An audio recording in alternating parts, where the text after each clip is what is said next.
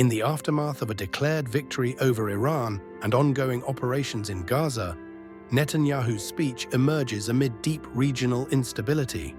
It is delivered during a pivotal moment, the fragile prospect of a 60-day ceasefire with Hamas, tied to potential hostage releases and future peace negotiations.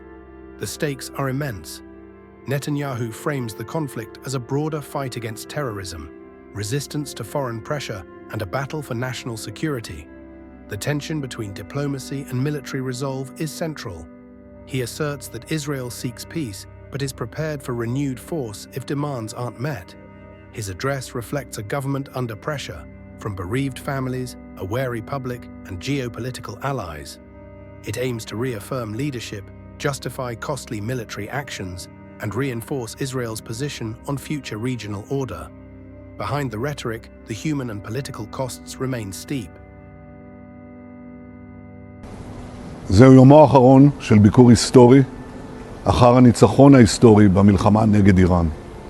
מה שסוכם בין הנשיא טראמפ וביני לגבי נושאים שקשורים בעזה, באזור ואפילו מעבר לאזור, עוד יסופר בזה.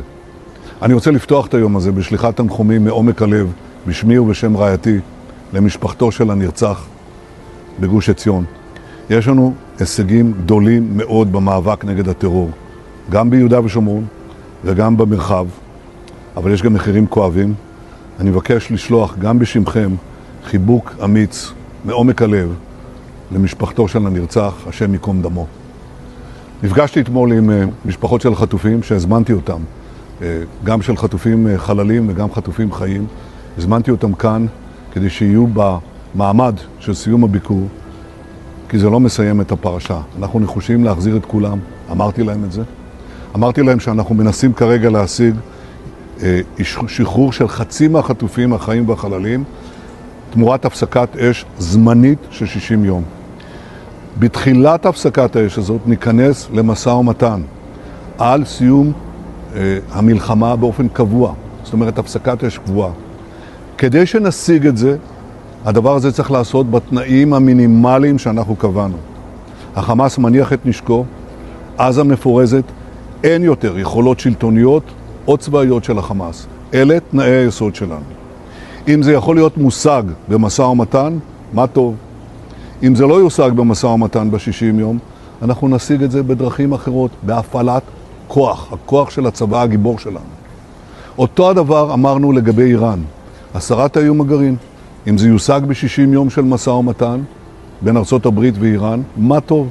אבל אם זה לא יושג, זה יושג בדרך אחרת. אני שומע את השאלות שעולות מהציבור, מהלוחמים, מאנשי המילואים. למה זה לוקח כל כך הרבה זמן? ראשית, זו זירת מלחמה שאף צבא בעולם לא עמד מולה. ובזכות גבורת הלוחמים, בזכות ההקרבה של הנופלים, בזכות התחבולות, רידדנו ופירקנו את רוב היכולות הצבאיות של החמאס, אבל לא את כולם. יש שם עדיין אלפי לוחמים עם נשק. ואנחנו רוצים לפעול, שוב, בשילוב של דיפלומטיה וכוח צבאי, וכוח צבאי עם הדיפלומטיה לא תעבוד, כדי להשלים את המשימה. היה לנו גם אמברגו אמריקני, אל תיכנסו לרפיח, אל תכבשו את פילדלפי. אלה לא דברים קלים, התגברנו גם על זה. עכשיו אנחנו רוצים להשלים את המהלך, ואני מזכיר לכם שתוך כדי החודשים האחרונים, שבה אנחנו נערכים ובסוף מבצעים את המבצע הצבאי אולי המזהיר בתולדותינו, או בין המזהירים בוודאי, שכל העולם משתהם ממנו, תוך כדי זה אנחנו ממשיכים להתקדם ברצועת עזה ולחלץ חטופים חללים, תוך כדי. לא מרפים מזה לרגע, וגם עכשיו לא מרפים מזה לרגע. אמרו לנו, לא תחזרו למלחמה אחרי ההסכם הראשון, הפסקת אש, חזרנו. אמרו, לא תחזרו להילחם אחרי הפסקת אש השנייה, חזרנו. אומרים לי, לא תחזרו להילחם אחרי הפסקת אש השלישית. אתם רוצים שאני אוסיף?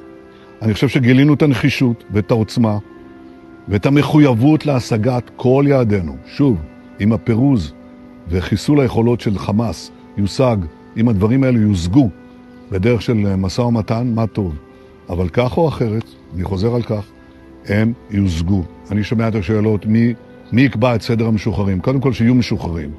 אבל עד היום, ואני אומר את זה, אנחנו עוסקים מול ארגון טרור אכזרי. אנחנו כמובן היינו רוצים לחלץ את כולם, ומבחינתנו כולם הומניטריים. אני רוצים לחלץ את כולם במכה אחת. כאן אנחנו עוסקים בשני שלבים. אבל לא תמיד הבחירה בידינו. אנחנו נעשה הכל כדי שנמקסם את השחרור הזה בצורה המיטבית. לא הכל בידינו.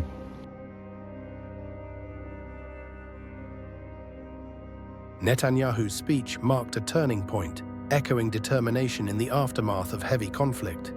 It drew swift international reaction. Some saw leadership, others provocation. The address reinforced Israel's uncompromising stance, while raising global concern over the humanitarian toll and prospects for lasting peace. Following the speech, ceasefire efforts stalled. Military operations resumed, with limited success in dismantling Hamas's capabilities. Negotiations on hostage releases dragged on.